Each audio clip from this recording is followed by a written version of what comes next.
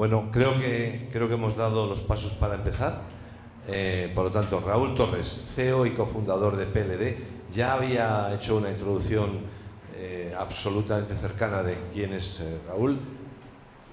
Explicar en esta sala quién es PLD, creo que es obvio que no hace falta, pero lo que sí queremos es que nos des, Raúl, los detalles de dónde estáis, de qué os falta, de cómo vamos a avanzar. Vamos a escucharle, por favor. Bueno, pues nada, muchas gracias, Paco, por invitarme al evento y encantado de estar con vosotros. Para los que no me conozcáis, soy Raúl Torres, soy CEO, cofundador, pero bueno, mi principal rol en la compañía, CEO porque fue cuando la fundamos, cogí el marrón de ser CEO, ¿no? Pero que pues puedo explicar muchas cosas sobre qué implica ser CEO en una empresa de cohetes o en una empresa tecnológica en nuestro país, pero realmente mi rol en la compañía es la dirección técnica, ¿vale? Yo soy como el CTO, ¿vale? Realmente mi cargo es CEO y CTO. Y bueno, vamos a hablar acerca de lo que está desarrollando España, ¿no? Entre otras cosas, esta soberanía tecnológica y esa capacidad nueva que se está desarrollando en nuestro país para tener un lanzador espacial que permita poner satélites en órbita, ¿no? Esto bueno, tiene también un pasado, ¿no? y se fundamenta, o la mejor manera de conocer el futuro es también conocer bien el pasado, ¿no? Y bueno, no sé si muchos conoceréis el programa Capricornio. Levantad la mano los que lo conocéis. Los viejos del lugar. Desgraciadamente los viejos del lugar, ¿no? Siempre pasa así. Bueno, el programa Capricornio fue un programa que se desarrolló entre los años 90, principios de los 90 hasta principios de los 2000, liderado por el INTA, que tenía la intención de desarrollar un lanzador orbital que se iba a llamar Capricornio y que pretendía dotar a España de la capacidad de lanzamiento, digamos, doméstica para satélites, tanto satélites civiles como satélites militares. Eso se basó además en la herencia que tenía el INTA. Bueno, para los que no conozcáis, el INTA es el Instituto Nacional de Técnica Aeroespacial, es, digamos, formando parte del Ministerio de Defensa, el área del Ministerio de Defensa que, entre otras cosas, también ha gestionado durante muchos años el desarrollo tecnológico e interacciones en el sector del espacio, ¿no? El INTA desarrolló INTA 100, INTA 300, que eran cohetes, pues bueno, como los que veis en la imagen, cohetes de combustible sólido que se lanzaban y alcanzaban alturas, apogeos de entre 100 y 300 kilómetros, ¿vale? De ahí el nombre. Y el objetivo era principalmente cartografiar, por así decirlo, mapear la atmósfera principalmente, y obtener muestras también de la atmósfera. Claro, esto hace que se piense en un programa mucho más ambicioso, que fue el programa Capricornio. Además, se desarrolló también, desde mitad de los años 60, se desarrolló un lugar en Huelva, conocido como Centro de Experimentación del Arenosillo, que de hecho también os sonará porque es de donde voló también mi Hora 1. El lugar en el cual se lanzaban estos cohetes, y la intención era que un demostrador tecnológico de Capricornio, que ahora contaré cómo se llamaba Argo, intentase... esto está... voy a ver si lo puedo pasar... Igual si me podéis pasar la presentación por fin, porque se ve que no tiene pilas. Vamos a cambiar. Y si ya falla, me quedo más. Vale, toma. La fragilidad de las pilas. Siempre falla en el momento mejor. Vale, a ver. A ver, sí, yo creo que ahora sí que va. Vale, si ves que falla, Vale. Pues, ¿qué pasa? Un proyecto como el nuestro, o un proyecto como en aquella época Capricornio, tiene multitud de vértices, que cada uno de esos es, imaginad, una tela de araña, donde cada trocito de la tela de araña es un área con un expertise, con un problema, con millones de frentes, con un montón de stakeholders. Aquí ocurría lo mismo, ¿vale? Y hay además factores externos. Hay una parte geopolítica muy importante. A nosotros nos ocurre, a el INTA le ocurrió, y desgraciadamente esa parte geopolítica acabó matando en parte, aunque la historia es más enrevesada, pero acabó matando el proyecto de Capricornio, ¿vale? Entonces, la complejidad técnica, si no está bien explicada, la complejidad técnica suele traducirse en problemas técnicos. Los problemas técnicos tardan en tiempo en resolverse, ¿vale? Eso creo que todo el mundo lo sabe y es fácil de entender, y los problemas técnicos, si tardan en resolverse, cuestan dinero.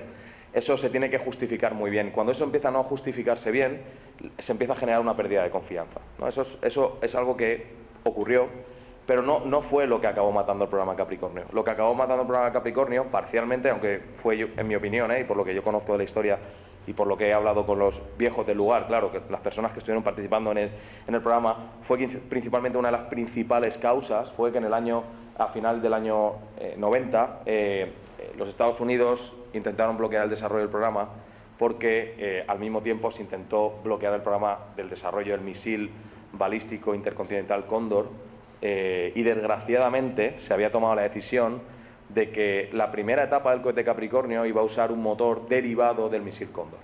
¿Qué pasa cuando fundamentas tu desarrollo tecnológico en una parte muy importante que te la hace un tercero? Pues ese tercero se cae, puede ser que tú te caigas detrás, ¿no? Y eso es efectivamente lo que ocurrió, ¿no? Entonces, después de eso, el programa desapareció. A principios de los 2000 fue cancelado y no se volvió a hablar de cohetes desarrollados en nuestro país hasta que un día, como ha dicho Paco al principio, aparecimos Raúl y yo, el otro Raúl y yo, por el CEDETI, y empezamos a hablar de cohetes, ¿vale? Eso lo voy a contar ahora. Creo que no es un... ahí está. Pero bueno, como decía, finalmente, por falta de financiación, por escaso apoyo político, porque se estimuló, se vio que los costes comenzaban a hacer excesivos, finalmente este programa fue cancelado. Dejó un enorme legado, entre otras cosas, y para nosotros quizá lo más importante fue la base de Arenosillo. La base de Arenosillo se siguió utilizando durante más años para el ensayo, bueno, y se sigue utilizando a día de hoy para el ensayo de misiles, para el ensayo de UAVs. De hecho, a día de hoy se construyó recientemente cerca de la base de Arenosillo un centro de experimentación con drones que se llama Zeus, que está ahora empezando a estar en servicio. Y allí además se hizo muchísima inversión en radares, en antenas de seguimiento, en optrónicos, que es una especie como de, imaginemos, telescopios que son capaces de seguir el cohete durante el vuelo. Todo eso se desarrolló precisamente para el lanzamiento de Argo, que era el demostrador tecnológico de Capricornio, y para Capricornio.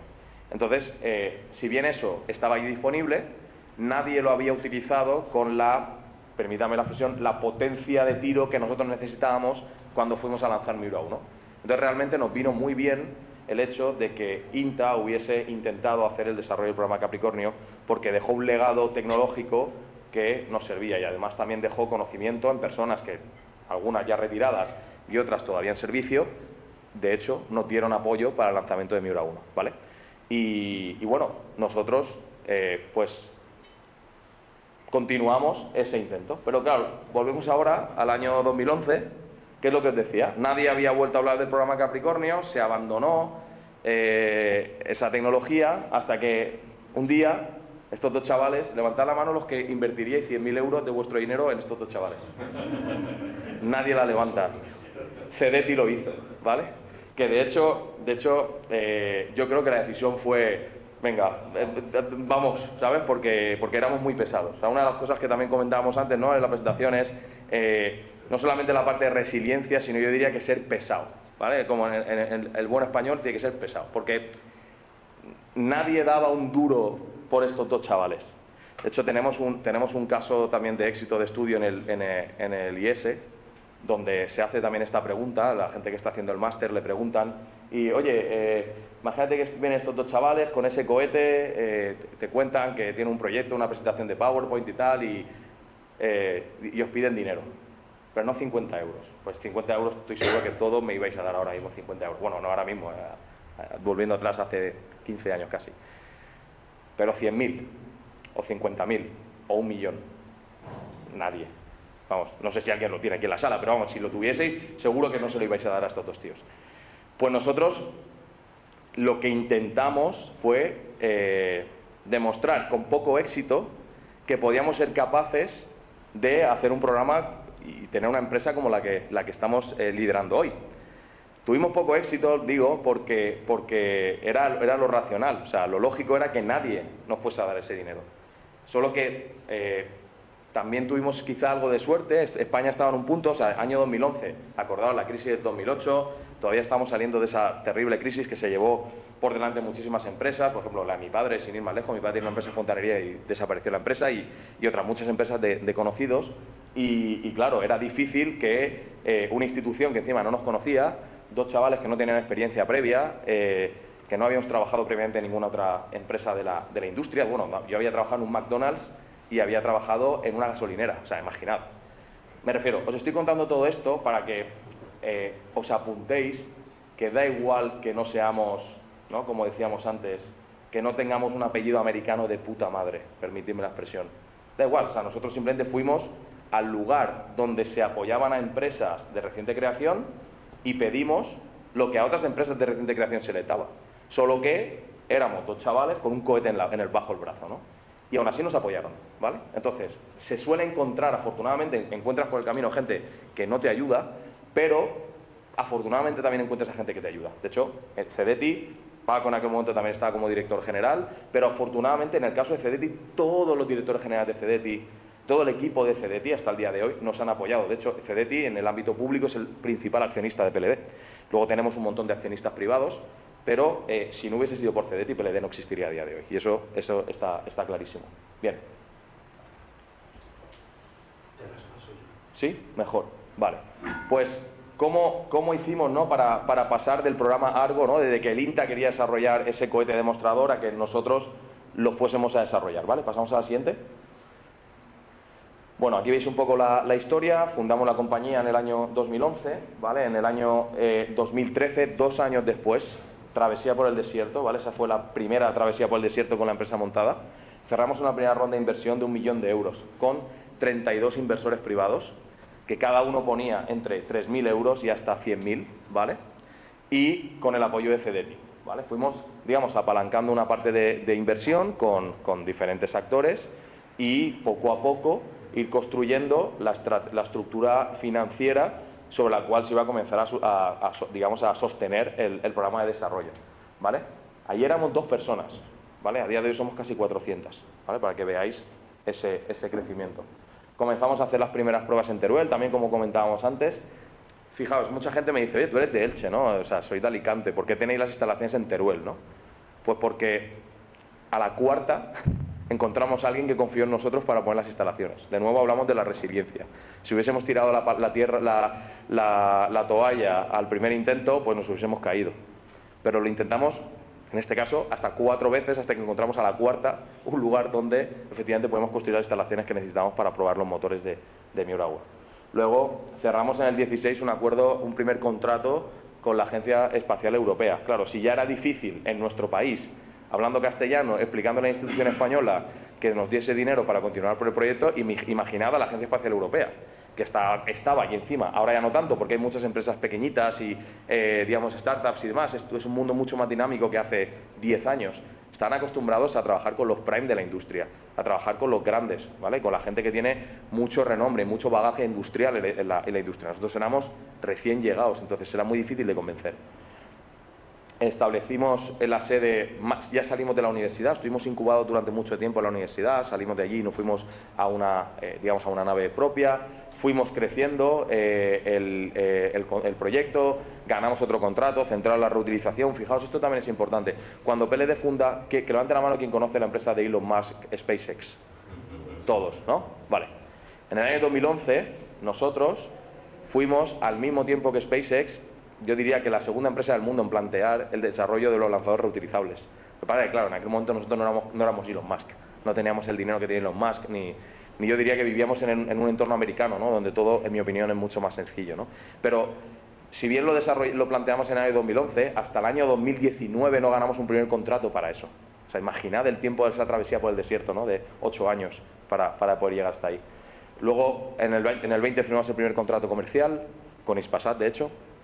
Cerramos una serie de inversión serie B y luego, en el año 23, aquí veis la foto, lanzamos Miura 1, desarrollamos toda la tecnología desde cero, desarrollamos absolutamente todo. Miura 1 llegó a costar como en inversión unos 50 millones de euros y llegamos hasta ese hito, ¿vale? Pasamos a la siguiente. Y bueno, ¿dónde estamos hoy? Pues hoy estamos, ya somos una compañía, como decía, mucho más grande. Tenemos más de 150.000 metros cuadrados de terreno en Teruel donde ensayamos y tenemos toda nuestra infraestructura de ensayos. Tenemos una nave cerca de 13.000 metros donde desarrollamos toda la parte de producción, donde llevamos a cabo la integración y donde está el equipo de ingeniería. Estamos a la siguiente. Hemos empezado a ensayar, también sabéis que ganamos un PERTE aeroespacial, bueno, el contrato se adjudicó el año pasado y tenemos que terminar este año, entonces a final de este año tiene que estar el primer Miura 5, que estará, y bueno, hemos hecho ya, de hecho, hemos ensayado casi todas las tecnologías, hemos fabricado ya el 100% de todas las piezas de Miura 5 en la fase de desarrollo, con lo cual ya es solo cuestión de tiempo que fabriquemos el cohete que va a volar, ¿vale? Pero ya está todo fabricado, todo probado y estamos, digamos, como decimos interno, hemos pasado del rock de baladas al rock duro, ¿vale? Pasamos a la siguiente. Y bueno, estamos en un punto en el cual pues es orgulloso decir que lideramos la carrera espacial en Europa. Hay competidores, pero estamos en un punto en el cual hemos hecho cosas que ningún otro competidor, by far diría, ha conseguido hacer, ¿no? Pasamos a la siguiente, que creo que es un vídeo. A ver si se ve. Dale uno más. Ah, mira, ya vale, sí, ahí está. Lo que pasa es que no tiene audio, ¿vale? Debería tener audio. Ahí está. Listo. Coordinador de plataforma. Igual fuerte. Listo. A ver si puede bajar un poco la voz. Hidráulica y unidades. Listo, hidráulica. Listo, milímetros. Pedido. Recuperación 1 y 2. Listo, a falta de que Ahí no. recuperación nos confirme los puntos. Recibido la espera de llegada de Libertad 6 a punto de coordinación de rango PLD. Listo. Claro, nunca se había visto una cuenta atrás en español, ¿no? Recibido la 8 7.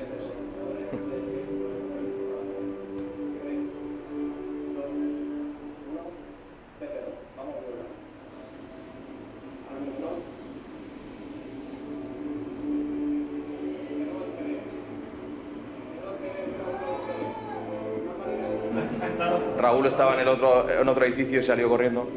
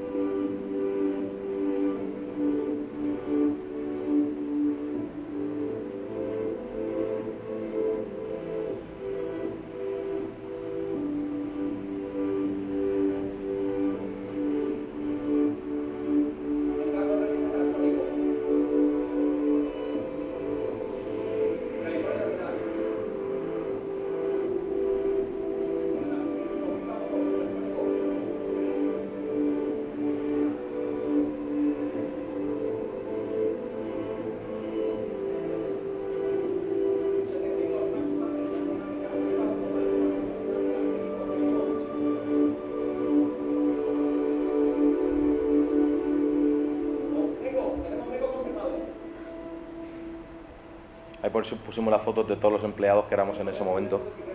Ahí.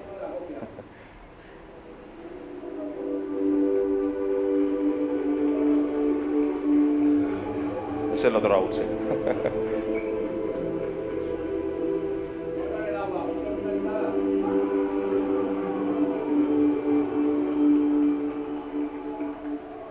O sea, en ese momento, bueno, más allá de la emoción, del momento y todo, ¿no? O sea, nadie se creía que íbamos a llegar hasta ahí. De hecho, os voy a contar una historia, la he contado muchas veces y igual alguno ya la ha escuchado, ¿no? Pero teníamos multitud de planes de escenarios de contingencia por si algo o todo salía mal, ¿no? Es decir, el cohete explota en la plataforma, el cohete explota conforme sale de la base, empieza a volar, el cohete explota en vuelo, el cohete explota en el Atlántico, es decir, teníamos escenarios de fallo, incluso una ambulancia preparada en la entrada por si en los preparativos antes del lanzamiento, cuando empezamos a cargar el propelente y todo, había un incendio y a alguien le pasaba algo, bomberos, guardia civil, Teníamos escenario para todo, o sea, lo que hubiese pasado lo hubiésemos contenido, pero no teníamos escenario para disfrutar y festejar que había salido bien. O sea, no había eso. Entonces, claro, lanzamos el cohete. O sea, esto lo que voy a contar es literalmente verdad, ¿eh? O sea, lanzamos el cohete. Cuando termina el vídeo, eso más o menos son cerca de las 4 de la madrugada, las 3:30 de la madrugada, en Huelva, en octubre, ¿no? Ya termina la temporada del verano, entonces había gente, pero no había, o sea, no era venidor, vamos, no había mucha gente, la verdad. Y había en la playa, en el intento, sabéis que intentaron lanzar 3 veces, la primera tuvimos que abortar por vientos en altura. Nosotros avisamos a público con 12 horas de antelación, ¿no? Entonces era sorprendente porque había gente que venía desde Galicia, incluso gente que vino de Italia a ver el lanzamiento, o sea, que luego nos escribían de he venido de Milán en coche para intentar, y abortamos, ¿no? Porque había vientos en altura. La segunda vez que fuimos a lanzar, por 100 milisegundos, o sea, una décima parte de un segundo, un umbilical que suelda el cohete, sabéis que el cohete está puesto en vertical en la plataforma, y antes de despegar quita todos los umbilicales, que es digamos, todas las tuberías, los cables eléctricos y demás que le conectan a tierra. Hubo uno que se retrasó 100 milisegundos. Entonces tenemos un software en tierra que él monitoriza que todo se ha soltado, y si te sales del corredor en el cual se tiene que soltar, automáticamente te lleva, el cohete te lo lleva a modo seguro, y la rampa también se pone en modo seguro, entonces apaga y aborta el lanzamiento. Luego la prensa dijo que el cohete había tenido un problema del motor. Pero bueno, claro, desgraciadamente eso fue en abril. Luego hay una ley que prohíbe que en ciertos espacios militares se puedan hacer actividades de fuego durante el verano para prevenir incendios forestales. Y entonces nos tuvimos que comer todo el verano sin hacer nada y por eso lanzamos en octubre. En octubre cambiamos ese delay de 100 milisegundos, lo bajamos, lo ajustamos un poquito y a volar, ¿vale? Bien. A la tercera. En todos esos eventos, cada vez nosotros avisamos con 12 horas de antelación. Estaba pactado con la Guardia Civil, estaba pactado con el Ministerio de Defensa, para que si venía gente, viniese gente, pero aquello no fuese una locura de gestión. Nosotros utilizamos, en el buen sentido de la palabra, tanto la Guardia Civil como la Policía Local de Moguer para controlar la gente que podía venir. Y en cada intento venía más gente. En el tercero, nosotros avisamos también con 12 horas de antelación y le dijimos tanto a la Guardia Civil como a la Policía Local, preparaos para porque vamos a volar, la gente ya sabe que esta es la buena. Preparaos para un auténtico éxodo de gente de toda España y de Europa viniendo. Bueno, no será para tanto. Aparecieron casi 5.000 personas en la playa. Los coches no cabían, evidentemente no está preparado aquello, o sea, era como el pleno agosto en Matalascaña, ¿no? Una locura de gente. Entonces nosotros teníamos, por un lado, la responsabilidad de que saliese bien, o si salía mal, no impactar en la gente que estaba a 5 kilómetros de nosotros en la playa, pero luego si salía bien, había allí un puñado de gente que entiendo que muchos también se irían a festejarlo, porque había gente que se sentía partícipe de lo que estaba viendo, ¿no? Y os cuento esto porque cuando ya lanzamos y tal, y estamos ahí todos celebrándolo, le dije al equipo, bueno, vamos a celebrarlo. Y dijimos, hostia, ¿y dónde vamos? A las 4 de la mañana, aquí no hay ni tal, y no, mejor. Entonces yo hablé con el INTA y el INTA me dice, a ver, Raúl, en Mazagona hay pubs, pero estarán cerrados. Dice, si llamas al alcalde y además es que claro, ahora no es el horario de verano y tal, y los pubs cierran pronto porque así no molestan a los vecinos y tal. Yo digo, dame el teléfono al alcalde. Llamé al alcalde y el alcalde me lo cogió. Y le digo, tengo a un grupo de gente totalmente fuera de control, como sabe, mi hora 1 ha volado, necesito hacer algo con ellos. Y me dice, no te preocupes, vete al pub tal, ahora llamo al dueño que te lo abra para ti. Y nos abrieron el pub. Os digo con eso porque no siempre vais a plantearos todos los planes que se os ocurran en vuestra vida. Hay algunos que los vais a tomar en tiempo real y tenéis que tener esas armas, en el buen sentido de la palabra, para poder gestionar cosas que o sea, yo tenía mi equipo, éramos 40 personas, o sea, y eran locos en ese momento. Acabamos de conseguir hacer algo que os digo, tremendamente difícil de hacer, ¿no? Y salió de cine, ¿no? O sea, conseguimos, al final tuvimos un pub donde pudimos celebrar que habíamos lanzado Mira Uno, ¿no? Pero que esto es importante porque nos habíamos puesto siempre en el peor de los casos y nunca habíamos pensado, oye, ¿y si sale bien? No había plan para si salía bien, ¿vale? O sea que, importante esto también. Pasamos a la siguiente. Nada, dale otro más. Ahí está. Bueno, simplemente esta la pasamos rápido, aquí lo pongo, como los datos, ¿no? Todo salió conforme estaba previsto, ¿vale? ¿Veis? Superposición de tablas, de gráficos, o sea, todo salió conforme estaba previsto, cosa que también digo que nos ha costado mucho llegar hasta ese punto, pero también había un punto de incertidumbre de, oye, saldrá como uno prevé, ¿no? Es decir, la dificultad que tiene esto, ¿habremos simulado todo bien? ¿Lo habremos pensado todo bien? ¿Estará todo bien diseñado? Pues bueno, pues sí, parecía que sí. Pasamos a la siguiente. Bien, esto también lo pongo como contexto de nuestros competidores para que veáis lo difícil que es hacer esto. O sea, veis a RFA, que es una empresa alemana, haciendo un ensayo estático de su etapa. Un ensayo estático es cuando pones el cohete en la plataforma de lanzamiento, lo arrancas y lo haces funcionar de forma nominal y justo cuando tiene que despegar lo abortas, lo apagas, ¿vale? Pues ellos haciendo ese ensayo les explotó el cohete en la plataforma. Nosotros hicimos varios ensayos estáticos en Huelva y salieron todos bien. Lo cierto es que veníamos también de haber hecho ensayos estáticos en Teruel, donde teníamos un homólogo de la base de lanzamiento y allí probamos todo. O sea, estuvimos antes de lanzar Miura 1, un año antes, ensayando lo que hacía falta para lanzar Miura 1. Y con ese bagaje, pues conseguimos que todo saliese bien, ¿no? O cuando ISAR, que es otro competidor alemán, fue a volar, el cohete subió unos 300 metros y cayó y explotó a unos 200 metros de la plataforma, ¿no? La plataforma está justo aquí detrás. Esto, si bien no te alegra de lo que a los competidores les ocurra, pero sí que te abre los ojos para darte cuenta de, hostia, lo difícil que es hacer esto, ¿no? Y la complejidad que tiene, ¿no?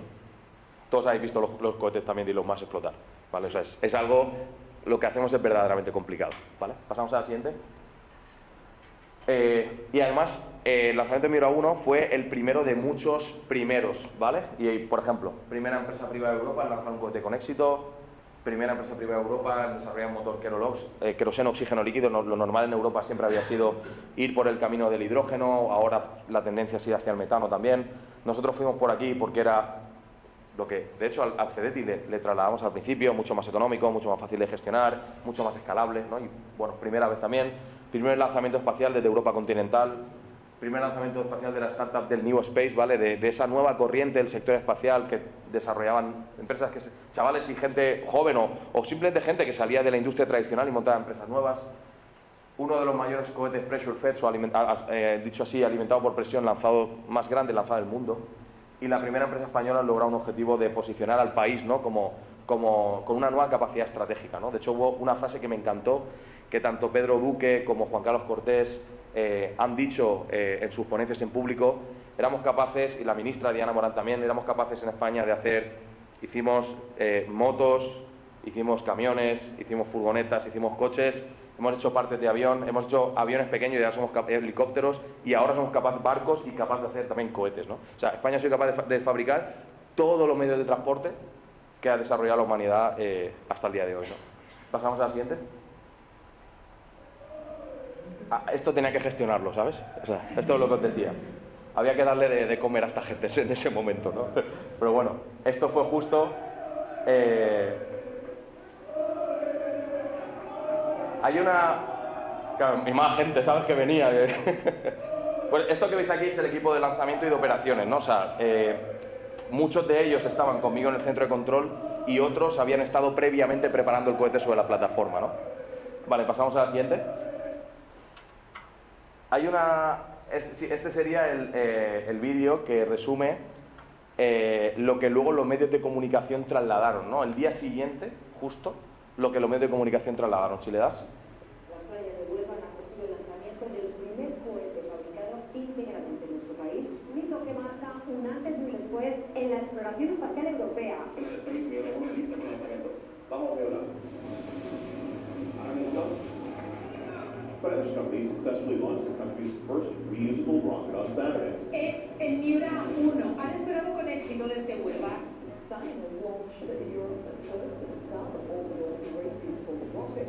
It's something like great news for you this morning. Europe's first fully private rocket has blasted off from Spain. It was really a breakthrough for Europe, especially in a moment so difficult because we are almost out of the autonomous launching. Conseguido su primer objetivo, alcanzar la zona de microgravedad. España se convierte en el 10º país de la historia con acceso directo al espacio. En Europa es la única empresa que tiene capacidad para... Hasta en hormiguero. Concretamente en este punto en el que nos encontramos, en este mirador Anoche miles de personas estaban aquí presenciando en directo un despegue histórico. El lanzamiento del Miura. Mira cuánta gente. Demasiado.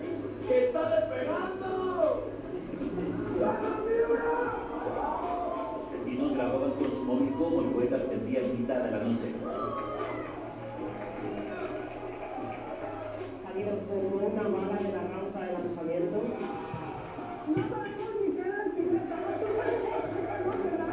No es casualidad que la casualidad del trabajo que has realizado magnífico por parte de todo el equipo y al final tiene sus frutos.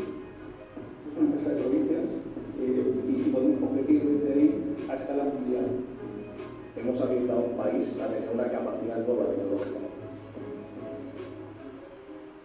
Bueno, pues eso es lo que ocurrió con Miura 1, ¿no? O sea, lo que desarrollamos. ¿Pasamos al siguiente? Ahí está. Entonces, claro, ahí empezamos, ya estábamos trabajando en Miura 5, ¿vale? La diferencia entre Miura 1 y Miura 5 es brutal. Miura 1 es un edificio que mide como un edificio de 3 plantas y media, ¿vale? Más o menos, lo que podría ser mejor este edificio de alto. Miura 5 es como un edificio de 11 plantas, ¿vale? O sea, estamos hablando de... Hay muchos edificios en Madrid, quizás si vais, cuando terminéis el curso, ¿no? Vais y si veis uno que mide 11, 12, eso es un Miura 5, ¿vale? Pasamos a la siguiente. Pero en el fondo ya nos hemos enfrentado a desarrollar desde cero un cohete. Ya sabemos cómo hay que hacerlo, tenemos los modelos, tenemos la experiencia, sabemos lo que funciona, sabemos lo que no funciona.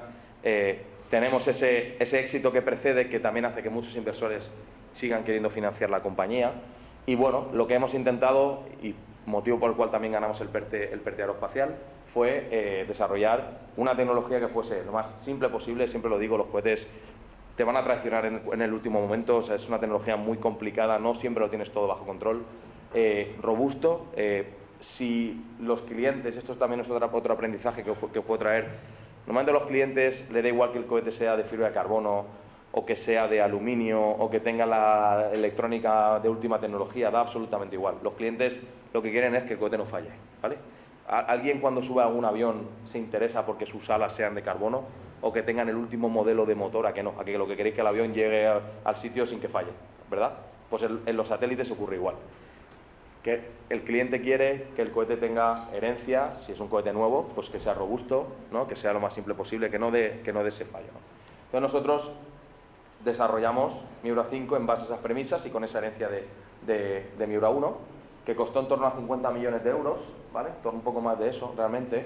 A día de hoy estamos integrando verticalmente toda la tecnología. Como decía al principio, y por eso lo hilo con el programa Capricornio, mucho cuidado con la cadena de suministro, mucho cuidado con la dependencia tecnológica de terceros, sobre todo cuando no es un acuerdo de colaboración con una empresa, que hay una relación de que, oye, desarrollas esto porque a ti te interesa, yo te lo compro porque a mí me viene bien, porque tú quizá tienes un IP que yo no puedo desarrollar en el tiempo en el cual lo puedo necesitar.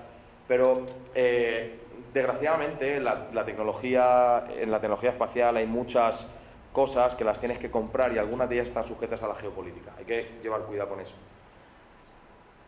Evidentemente, nosotros somos una empresa que está respaldada por instituciones públicas, el 21% de nuestro capital es público y el restante es inversión privada. Ese 21% de hecho es de Cedeti. Y evidentemente nuestros accionistas, salvo algún altruista, que lo hay también, hay gente que nos ha dicho, yo quiero estar en PLD toda la vida, o sea, yo puse un dinero, ya no recuerdo ni cuánto es y yo no quiero ni sacarlo, o sea, simplemente quiero formar parte de esto. Pero hay accionistas financieros, entonces hay que devolverles la pasta en algún momento, ¿vale? Esto también es importante que lo gestionemos bien, porque la gente pone dinero, algunos pueden poner dinero de su riñón sustancial para poder recuperarlo y otros no, otros lo ponen y bueno, ya veremos. Pero hay que gestionar esa parte también y se tiene que devolver el dinero con ese margen de los beneficios que como cualquier otra compañía pues se generan, ¿no? El objetivo también es que podamos dar ese servicio de lanzamiento bajo demanda, es decir, que cualquier persona que desarrolle un satélite, no solo personas, sino empresas, instituciones, puedan llevarlo al espacio y que podamos hacer Miura 5 reutilizable. Y ahí veis las bondades que tiene la reutilización, si seguís un poco a SpaceX, por ejemplo, o Blue Origin ahora con este cohete New Shepard que lanzan, bueno, lanzó a Jesús Calleja hace unos pocos meses. Pues ese es el mismo cohete que siempre lanza la gente, ¿no? Llevan como 7 o 8 lanzamientos y reutilizan el cohete. ¿Qué tiene de bueno esto? Pues tu coste baja, tu margen sube, ¿vale? Porque no tengo que fabricar cada vez un cohete, ¿vale? Y además está disponible mucho más rápido. Pasamos a la siguiente. Bueno, datos muy sencillos, podemos lanzar satélites desde un brick de leche hasta un coche pequeño, ¿vale? Cualquier satélite que quepa en ese rango, ¿vale? Podemos lanzarlo hasta 1 tonelada. Eso significa que la gran mayoría de satélites que se están desarrollando a día de hoy, el 80% de los satélites que se desarrollan en Europa los podemos lanzar y a nivel internacional más o menos la misma métrica. Casi todos los satélites, salvo los que van a órbita geoestacionaria o a órbita de transferencia geoestacionaria, que eso sí evidentemente requieren de un cohete mucho más grande. Para lo cual, de hecho, ya nos han seleccionado dentro del contrato de la Agencia Espacial Europea, ELC, European Launcher Challenge, como finalista para Miura Next, ¿vale? Que será el siguiente cohete que dentro de unos años queremos desarrollar. La intención es tener 2 vehículos en paralelo en servicio, Miura 5 y Miura Next, ¿vale? Que ahora cuento un poquito más acerca de ello. Pasamos al siguiente. Aquí está precisamente Miura Next, ¿vale? Miura 5 ya está prácticamente totalmente financiado, ¿vale? Que es el cohete que en el marco del PERTE vamos a tener listo este año y que el año que viene va a volar, e intención es volarlo en torno al verano del año que viene, y posteriormente comenzaremos a desarrollar la familia Miura Next, que permita lanzar satélites de hasta, pues eso, podemos llegar hasta 20 toneladas en órbita o incluso más, ¿vale?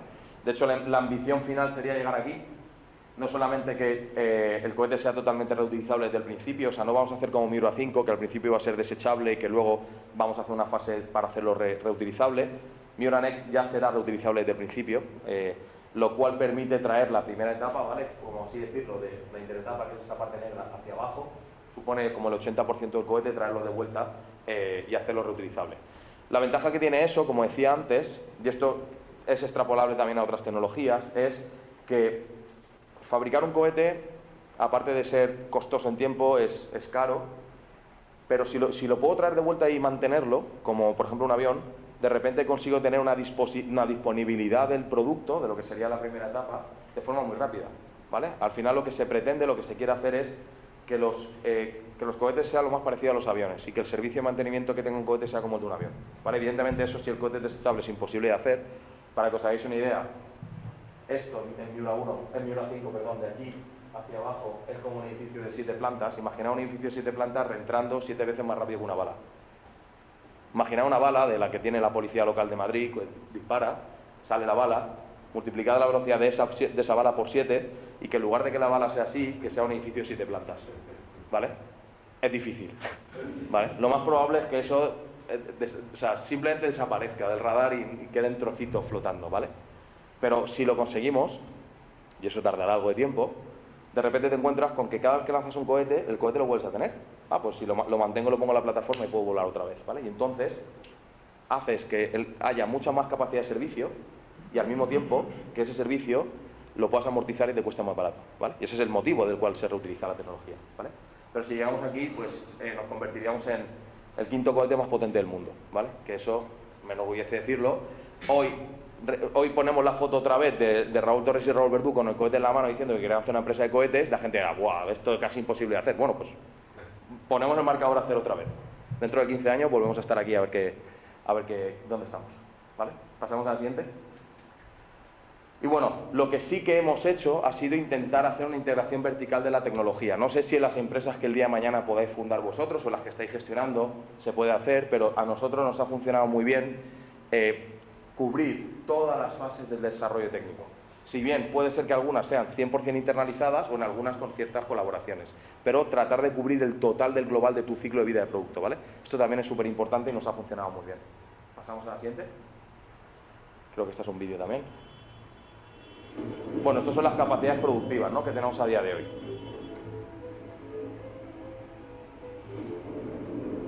Este vídeo tiene ya como 7-8 meses, o sea que... Pero bueno, en aquel momento, ahora tenemos más todavía.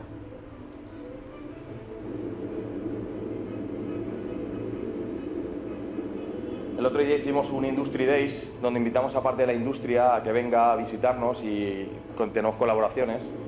Y alucinaron con las instalaciones de producción porque les decíamos que habíamos tardado 6 meses en montarlas y decían, 6 meses, pues si en 6 meses me sirven a mí una máquina.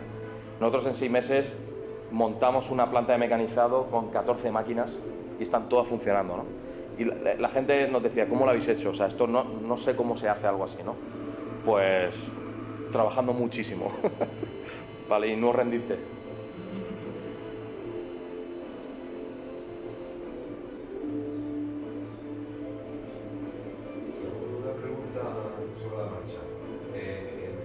¿Cómo ha colaborado el resto de la industria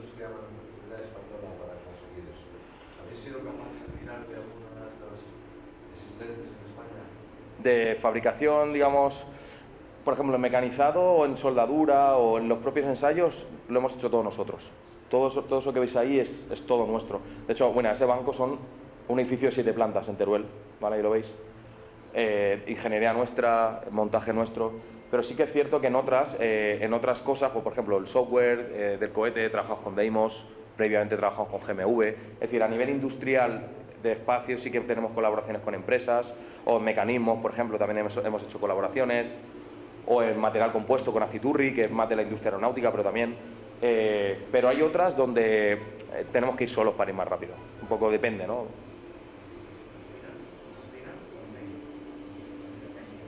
Pirotécnicos, eso sí que lo subcontratamos. Estados Unidos. Tenemos un proveedor de EVAD que hace los pirotécnicos de otros lanzadores. Y luego también en Europa, Ariane Group, también y Piro Alliance. Porque eso sí que es verdad que la parte pirotécnica requiere de muchísimas licencias y hay productos comerciales que puedes comprar.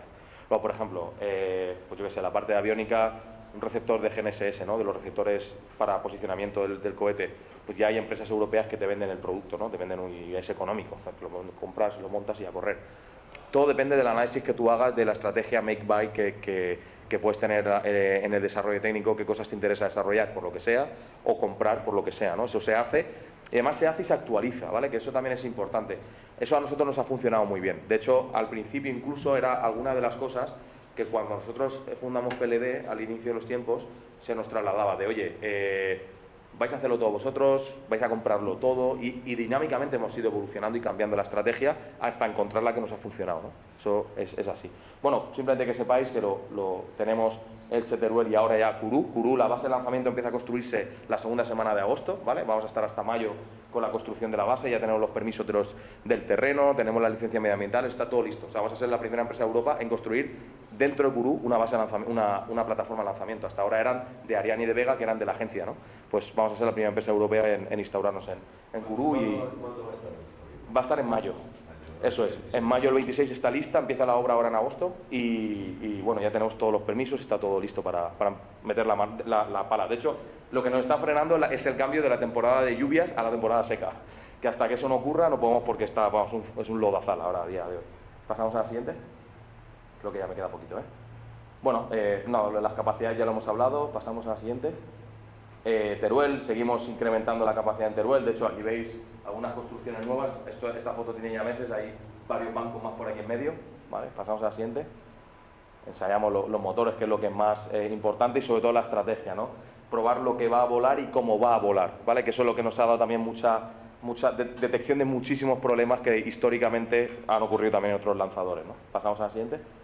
Bueno, las ubicaciones que ya las conocéis bien de sobra, sitios perfectamente conocidos por su trayectoria aeroespacial histórica, ¿no? Elche y Teruel, efectivamente.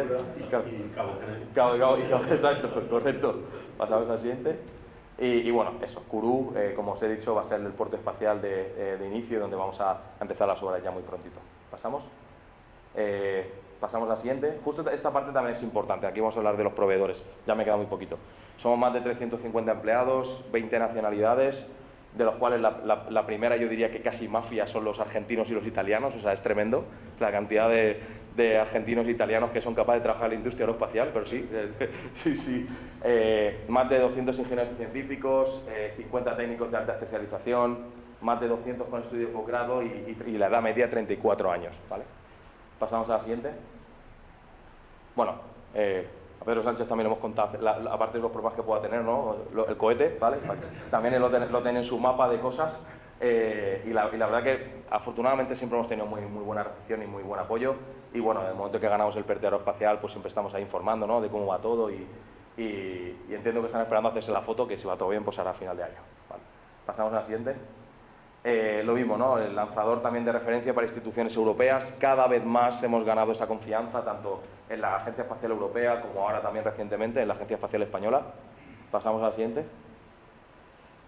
El apoyo institucional, evidentemente, de muchísimos actores y que hemos ido sumando a lo largo de los años, tanto nacionales, más la parte, digamos, financiera, los gobiernos regionales y luego también las instituciones locales, ¿no? Que promueven la innovación en las diferentes áreas, en todos los frentes y lo mismo también a nivel europeo, ¿no? Tanto la ESA como la Comisión Europea, Luego también la República Francesa, ahora recientemente, también nos está empezando a apoyar, cosa que es también sorprendente, porque Francia, ¿vale? Y ya sabemos también la histórica relación entre Francia y España, y el CNES, donde sí que es verdad que en la parte técnica la relación es excelente, ¿no?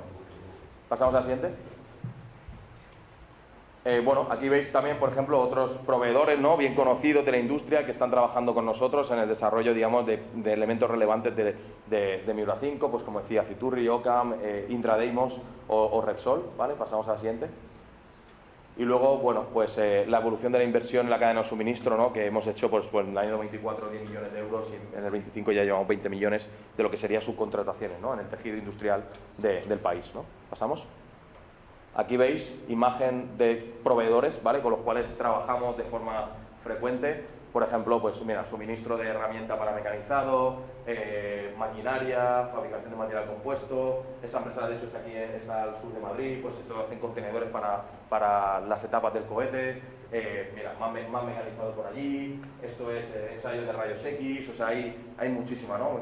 Conectores eléctricos, bueno, muchísimas de ellas. Y que nos proporcionan un tipo de servicio u otro, pero que la gran mayoría de ellas están literalmente en España. Por ejemplo, Air Liquide España, pero Air Liquide es una empresa francesa. Y vamos, y esto es un poco también el efecto que tiene una empresa como PLD sobre el tejido industrial de nuestro país, ¿no? Pasamos a la siguiente.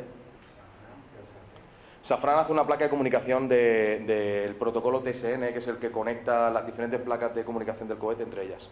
Sí. Pero lo hace Safran España, en Granada. Compraron una empresa que se llamaba Seven Solution, ahora se llama Safran Seven Solution y ellos desarrollan esa placa. También promovemos la parte, ¿no?, más de crecimiento de los jóvenes, ¿no? Pues hemos hecho pues, más de 100 actos con más de 8.000 estudiantes para encontrar ese talento del futuro, porque evidentemente nos traemos italiano y argentino, pero también tenemos que intentar darle a los chavales nuevos de aquí ese empujón, ¿no? Y bueno, hacemos un montón de actos y pues lanzamos lo que llamamos los Miurita, ¿vale?, que son cohetillos de agua, y que los chavales desde 7 años hasta 18 vayan aprendiendo, ¿no? Pasamos a la siguiente. Creo que es un vídeo, ya creo que es el último. No, este diría que no es. Igual se han equivocado. No, pásalo por este. Este no es. A ver. Ah, pues mira, pues ya está. Ya está todo. Muy bien.